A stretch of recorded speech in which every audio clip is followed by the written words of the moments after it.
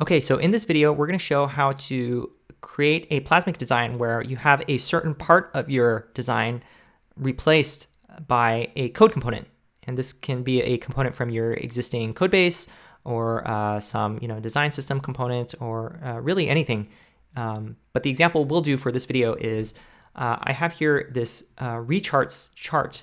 And by the way, recharts is just this popular charting library for React, something very dynamic. And it's just an example of a kind of code component that we can put into our design.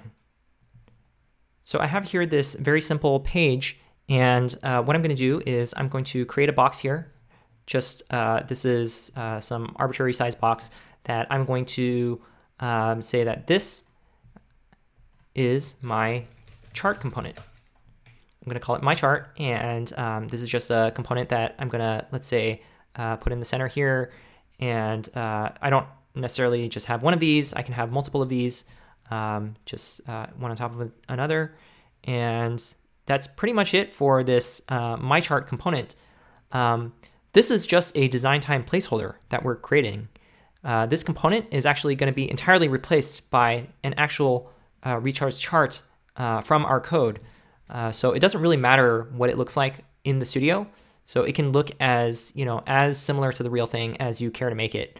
For instance, one thing we can do is I can just take a screenshot of this thing and say that this is my placeholder, and I'm just gonna go in here and maybe I'll just paste this as an image, make it a bit smaller here. Whatever it is, it's really up to you how you want to make this thing look.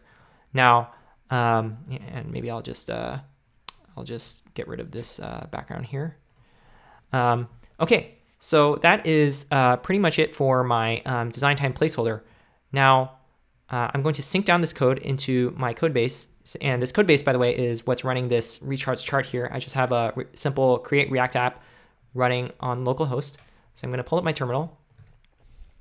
So I switch to my terminal, and from here, I'm going to run this plasmic sync command. And I'm going to paste in the project ID, like so. I'm going to go with the defaults. So now we have the components from the plasmic design into our code base. And I'm going to switch to my code editor.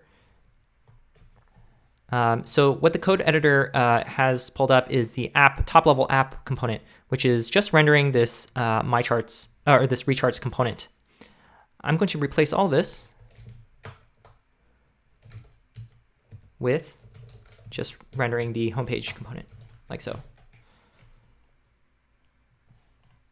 And now we have exactly what we designed in Plasmic showing up. The next step is to actually replace these static images, these placeholders, with the real my charts. So I'm going to open up the my chart component here. This is one of the generated components, the other one being the homepage itself. And just as a recap of how Plasmic code generation works, for every Plasmic component, such as the homepage and these my chart components, we actually generate two things for you. One is the actual Plasmic my chart presentational component. So this is actually what's rendering all the elements that we put inside of the my chart component here, including this placeholder image, etc. And then we also generate this my chart wrapper component.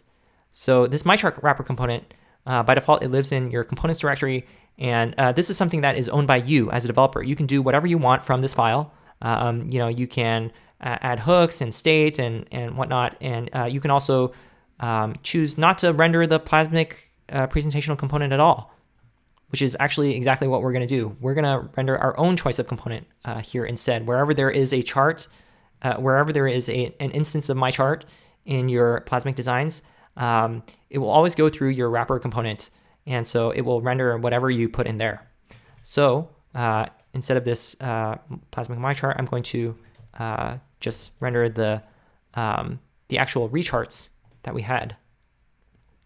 I'm going to delete the default generated code here, and I'm going to do some imports to make TypeScript happy.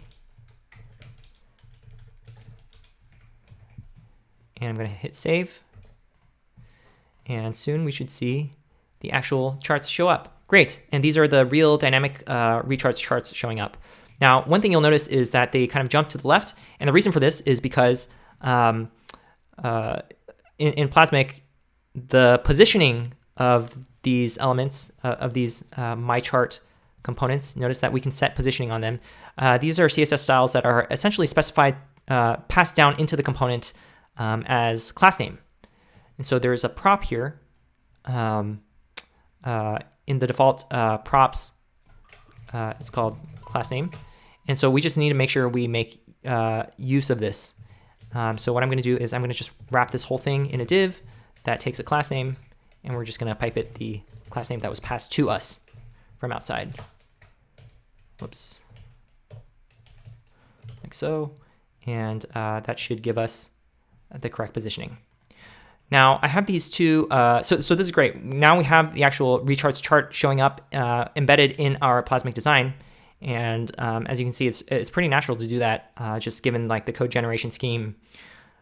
The other aspect of code components is that, these are both showing the exact same data.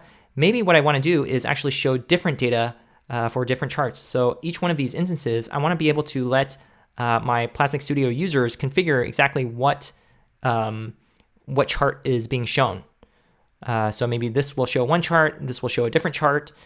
And in order to do that, I want to look at the data set we have here. So this data set is just a series of data points. There's actually 3 series of data points. There's the UV series, there's a PV series, and there's the AMT series of data points. So, right now it's rendering 2 lines per chart. One is showing the UV and one showing the PV, which we can see down here. Maybe instead of that, I just want to show a single line per chart which line we show is actually a prop that is passed in to the MyCharts component. So basically, I want to let users specify here from any instance of MyChart which series they want to plot. And the way this works in Plasmic is we're going to introduce props on these components. And specifically, when I double click into this MyChart to start editing the component, I can pull up the component settings and I can create what's called a meta prop. And meta props are essentially a way to attach arbitrary metadata to a component instance. These are props that are not actually used or reflected in any way at design time, but are solely there for you to be able to communicate and specify props to the eventual code components that they'll be substituted with. So for instance, let's say we want to introduce a meta prop here called data series. We want to let users choose which data series they want to render for this chart. So I've added this data series prop, and now from any one of these instances, I can specify which data series I want to render.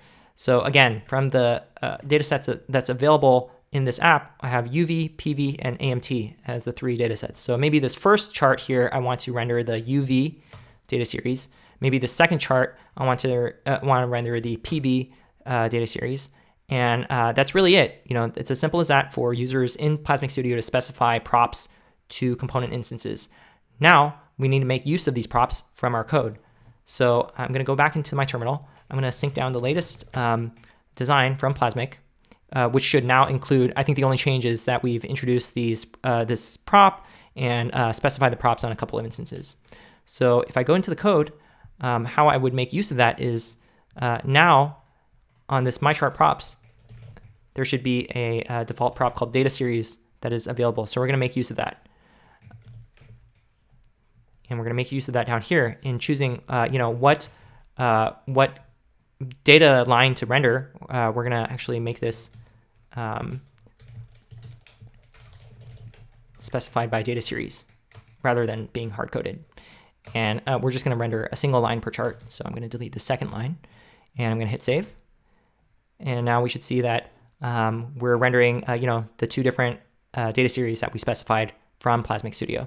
So that's a very quick whirlwind tour of how you could basically perform component substitution and essentially embed arbitrary React components into your Plasmic designs.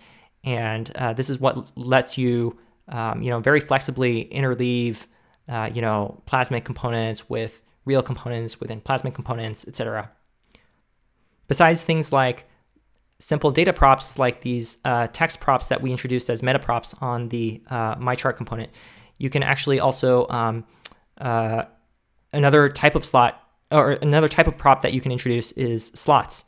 And so if you create a slot in a component, these are also piped through in the code as normal props that you can forward onto arbitrary components. And in that case, rather than like a text or a number or some other data, simple data type, you would be given an actual React node to render.